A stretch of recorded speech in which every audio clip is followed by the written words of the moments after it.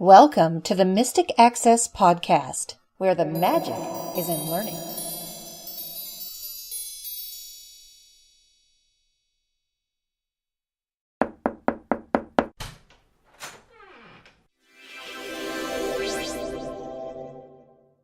Episode 75, Voip Services. In this podcast, we're going to talk about different Voip services that we have either used or played with over the past couple of years and why we chose to go with the ones that we had. I, for a while, was using Ring Central, and Ring Central is a very powerful business-oriented VoIP service, but the website isn't really that accessible. The only accessible thing I found about it was the not smartphone, but the soft phone that you'd install on your computer. That was very accessible. The iOS app and the Android apps started out to be accessible, but then they kind of went downhill. And the website, in my estimation, was really never accessible. It was a chore to do a lot of things, change your settings and stuff like that.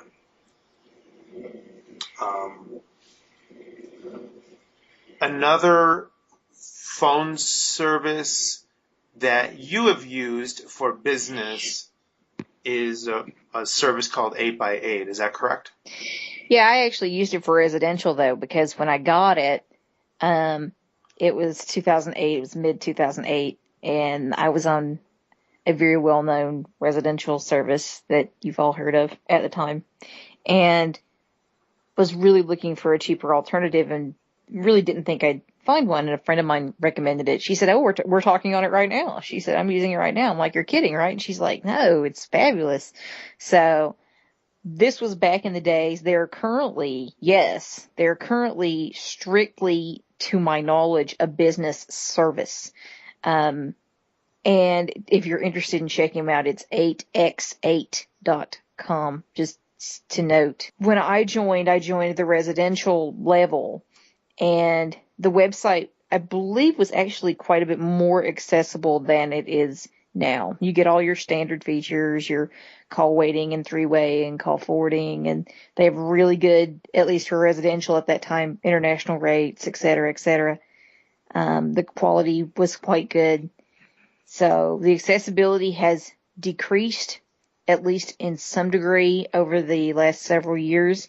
When one goes to access, at least as a residential customer, I have now left the service, but as a residential customer, if one went to access statements, for instance, you could go in, but you could not open your PDF. You get each monthly statement, your log and everything as a PDF. So, but you were unable to open those. I've tried every different combination of browser and screen reader that I have access to, and that Chris has access to, because I borrowed him for assistance with some of this stuff. But it was just really impossible. So ultimately, I have since switched services, but they do offer, from my understanding, pretty comprehensive business services now. However, I do not think one can get residential service from them anymore. However, you're welcome to call them and ask them. They have really good tech support, more or less. I've more or less been very, very happy with it. Probably 99% of my experiences have been very positive with their support staff. So just little things of note, but the call quality I experienced was always more or less, especially as my internet speeds increased, quite good.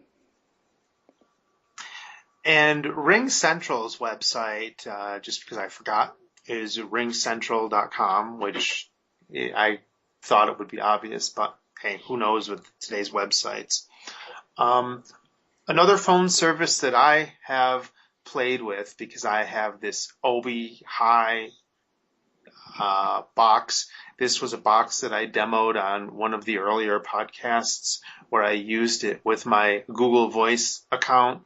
And back in May, I don't know if this is true, but Google was supposed to shut down their ability for third parties to access the Google Voice service in the way that OB High was using it. Basically, they were using Google Chat in order for you to log into this box, and then you can send and receive Google Voice calls. Well, because Google either stopped allowing it or will stop allowing it soon, OB had to go into a different direction. They partnered with other VoIP providers, and one that I was playing with and actually still do have because I have the hardware, and I purchased it because I wanted to see what it was like when we were doing this whole phone, checking out phone VoIP providers and stuff, is because I had the OB box that I paid $40-some for a few years ago. And because I have that box, they partnered with a company called Phone Power. That's phonepower.com. And it cost $60 a year for service because I have the bring your own box because of the partnership between the two companies. And Phone Power's service is very good. Their call quality is excellent. Excellent. Probably the best of the bunch. If I had to really be honest about it and say which I thought was the best of all the ones we're discussing, it would be at the top. Right. And also the website is usable. It's very accessible. It's just interesting because when you go into the website, you have 2 links for every single thing that you want to do. Like it'd be about calls, and things like that. And sometimes a button may not be labeled, but it's very easy to figure out. The final phone service that we wanted to talk about is a phone service called Viatalk, Viatalk, and that's viatalk.com.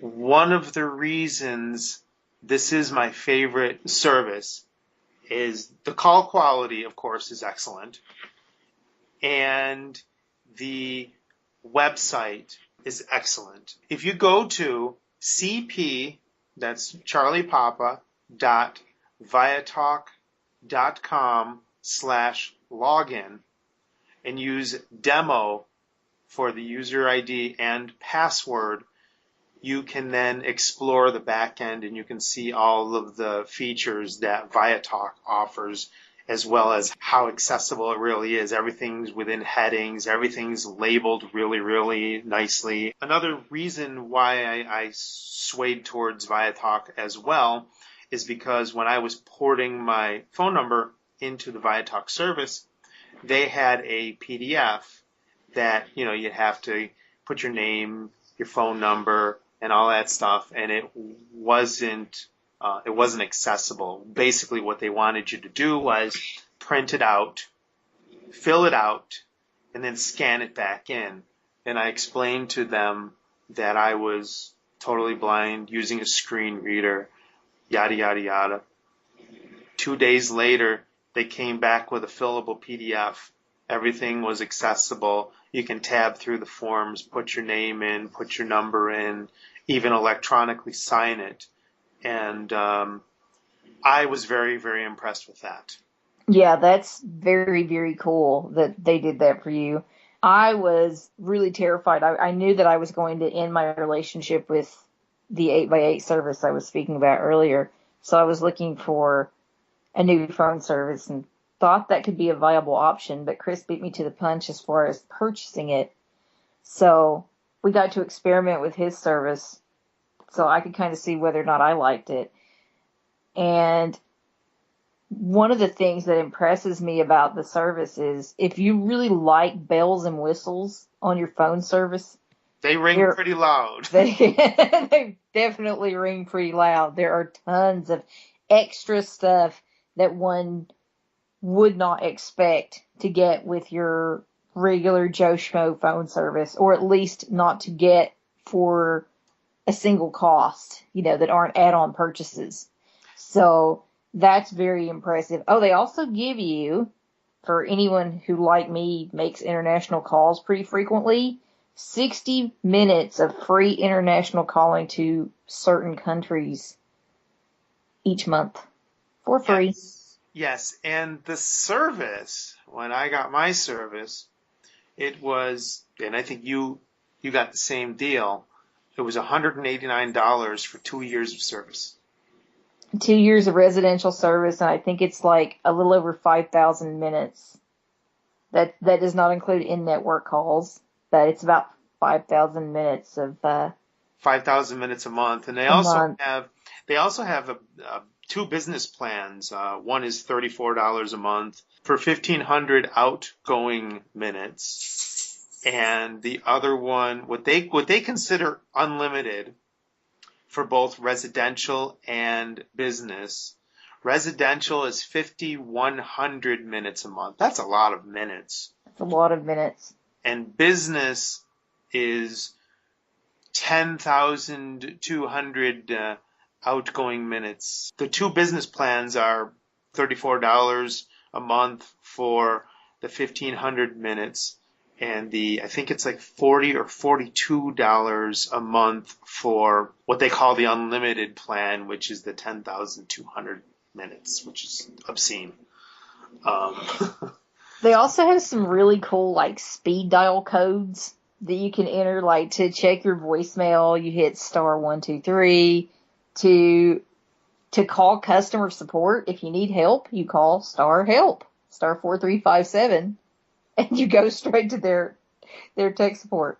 You do *363 for DND for those T9 users. That's what it would be. 3 for D, 6 for N, and 3 for D. So they've already got that. You can also, you want to talk about bells and whistles.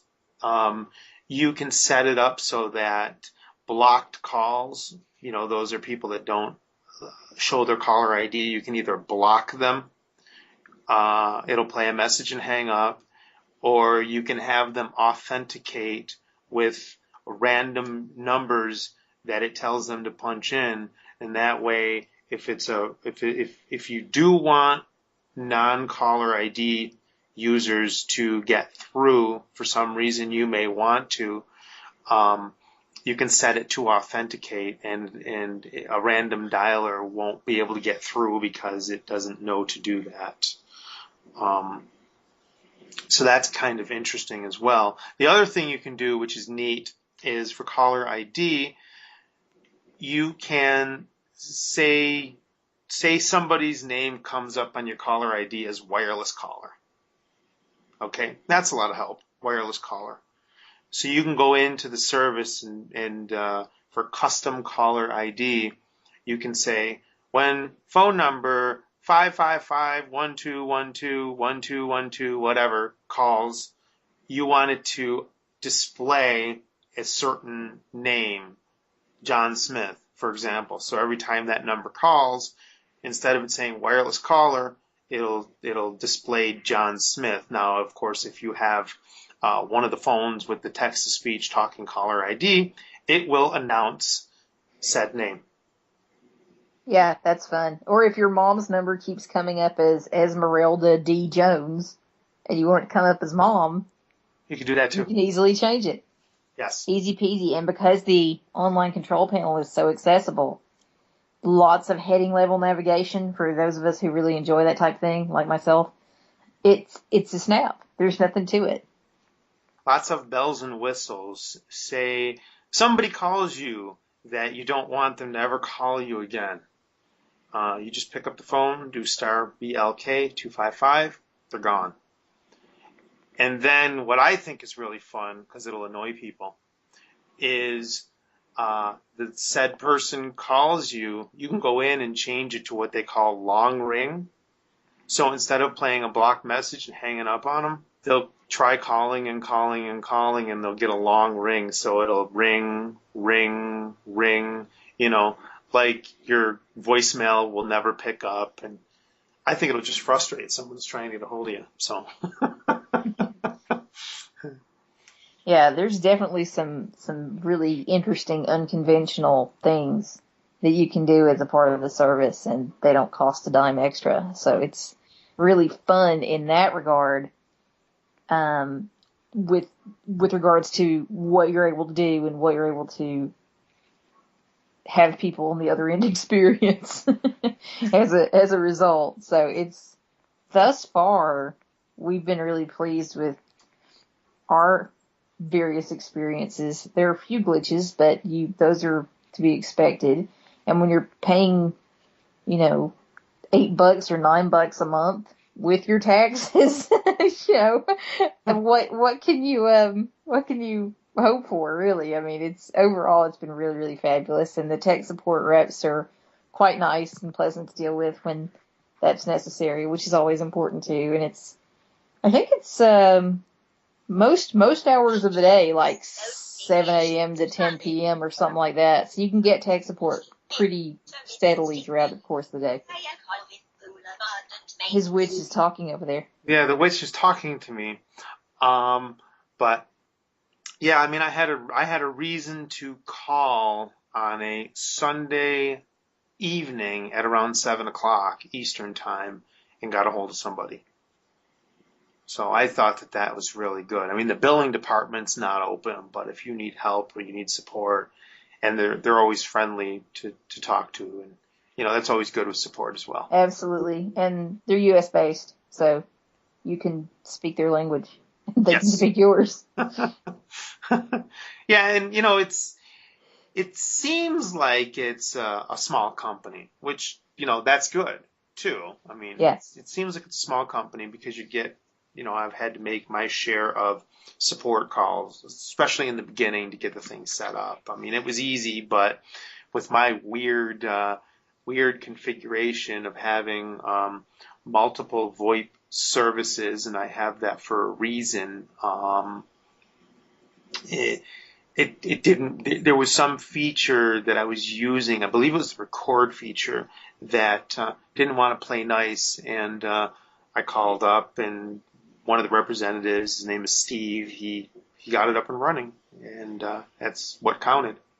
The other thing worth noting about, I think all of these services, they've all been around for years, probably close to a decade for each of these services. So they've all been around for a long time. These aren't fly-by-night services that just showed up yesterday.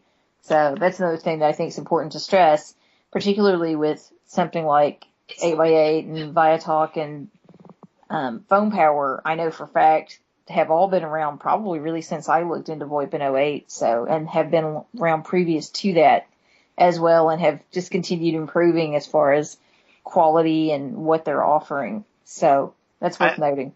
I believe Ring Central has been around since 99. Oh, nice. So Ring Central has been around for quite some years, but Ring Central is, of course, very, very business driven, business focused. So I don't believe Ring Central even has residential services. So I think for residential services, you'd want to look into Viatalk or Phone Power, and for business services, if you want what Ring Central offers, or you might look into Ring Central, you might look into 8x8 as well. But just from our personal experiences, the websites for Ring Central and 8x8 are not that accessible, and it's not a slam in the company in any way, shape, or form, because both companies' services were excellent. And when I stopped using Ring Central, that was their main concern was it our service? And I said, absolutely not. Your service was always there when I needed it. And I said, in the beginning, when I needed your support, it was always there too. With 8x8, I think in total, in using them for over 6 years, I had 3 days with interrupted service during the course of those 3 days. That was their error. Right. That's impressive. And keep in mind with all of these, no matter which one you pick, you're going to be paying way less, either monthly or annually, than you are with your landline services, more or less. I even believe you're paying less for these types of services than your Time Warners or your Comcasts. When you do your triple play, if you look into that, I bet you these are even less expensive. The advantage to having a VoIP service that's not tied to your internet carrier is if you move and you want to take your service with you, you just basically unplug your box and take it with you. You don't have to, maybe you're moving somewhere where Time Warner's not available. Now you have to port your number to some other service or whatever. With Viatalk, Phone Power, and the rest, you just take the box with you, plug it into your new service, power it up, and you're back in business. And if you're one of these non-techie people who's a little bit thinking, oh my God, I have to go set up a box and everything, there's like 3 connections. It's a little bitty box. It's, very small, very compact, only a few inches across. It's only slightly bigger than a deck of cards. Yeah, actually, let me find mine. Where is mine? Mine is buried on your desk. Oh, yeah. It's next to the OB High. If you are looking at the box with the back facing you, going from right to left, which is usually not how we do it, but we're doing it this way. And this is the Viatalk box, correct? Yes. This is the Viatalk box that they send you.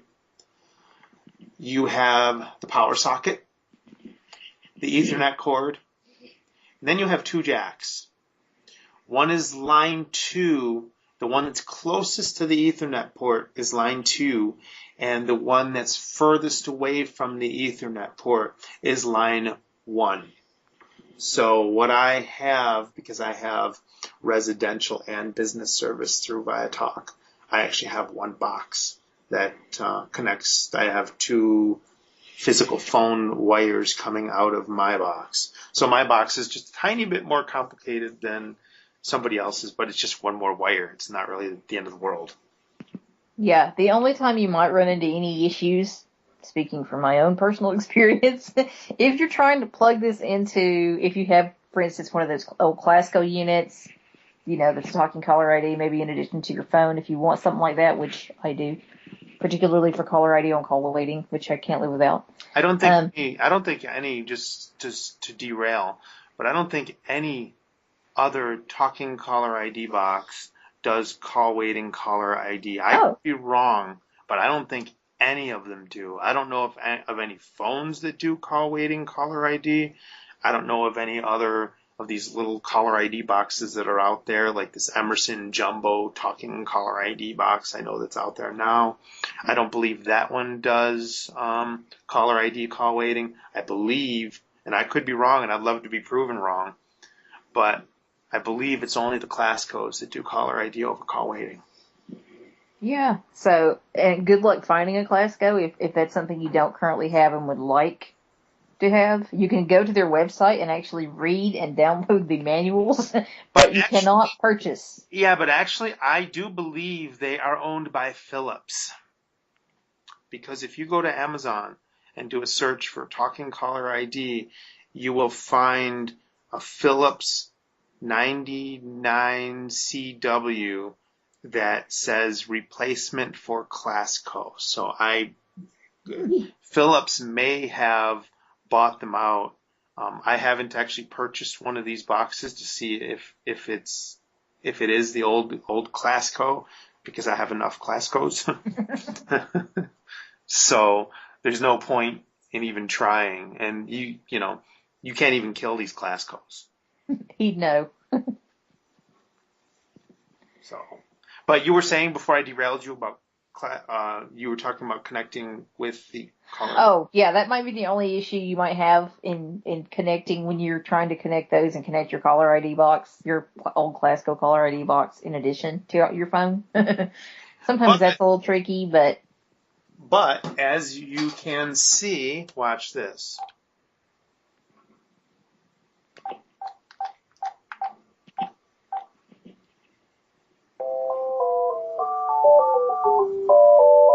716-803-8528. It works.